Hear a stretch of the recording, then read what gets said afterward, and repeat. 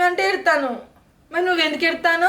అట్లా కాదు పిల్ల, అది బాగా మొండిగా తెగాయించి మాట్లాడింది వాళ్ళ అన్న గురించి వాళ్ళ వదిన గురించి. ఇప్పుడు అది అట్లా మాట్లాడితే నాకే ఆనందంతో ఆనంద బాష్పాలు వస్తున్నాయి. మీ అక్క ఏడిస్తే నేను తట్టుకోలేకపోతున్నా. అది మొండి ముఖంది, అది ఎప్పుడు ఏడవంగా అస్సలకే చూడలే నేను. ఇలా చూస్తున్నా. దానికి వాళ్ళ అన్న వదిన అంటే మస్తు ప్రేమ ఉన్నది, కాకపోతే ఎప్పుడు బయట పెట్టలే. బావా మేము మీకు దొరుకుడు కాదు బావా, నువ్వు మాకు దొరుకుడు అదృష్టం బావా. అరే ఆ బట్టలు చూసుకోర్రా, నచ్చుతాయో నచ్చయో.